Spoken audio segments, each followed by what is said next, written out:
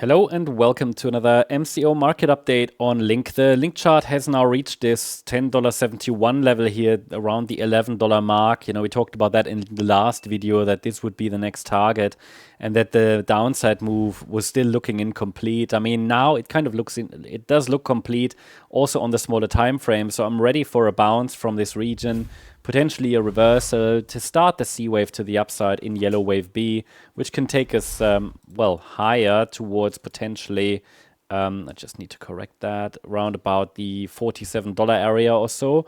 Obviously, only if this scenario is really playing out. I mean, the local trend is still down. I'm waiting for an impulsive reversal above, above initial resistance. So we can take a look at the smaller time frame to really, check if there is already any reversal signal or which level needs to be broken so that we can consider a low in place. For now, the local trend is still down, but obviously now we've reached the key levels that I wanted the price to reach in this correction. I personally don't think we've bottomed yet, but we should be close. And so far over the last few weeks, I've been telling you that the last rally and so on, the last rallies, they were all corrective, all three wave moves to the upside. So another low was still, let's say, a likely or plausible interpretation. Now let's take a look at the Link short-term chart.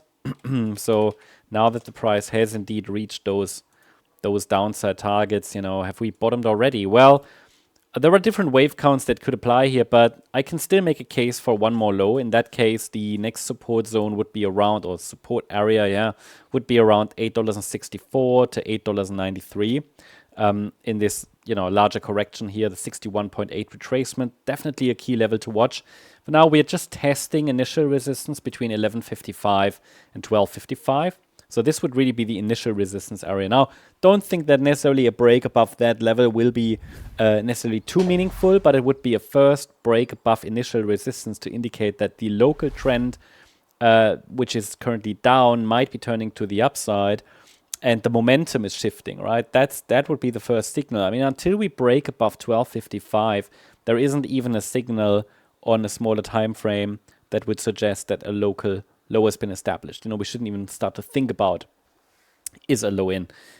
Technically, the wave count to the downside is full. Just really on the nano level, I can make a case here for another low. And if we zoom in a little bit, if I consider the kind of, I mean, there is a bit of a bounce, right? But it's still in three waves. So if I consider all of that, and if I consider what the other coins are doing, how the other coins are looking like, I mean, it does look like we might need another low. All right.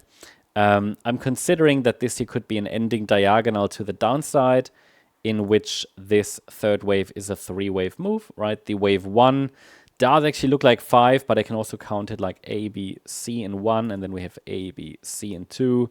So we had the third wave. This would be somehow A, B, C in wave 4, and then an A, B, C to the downside could send us to that next support level mentioned. So yeah, definitely I'm watching, but too early to confirm a meaningful low is in place.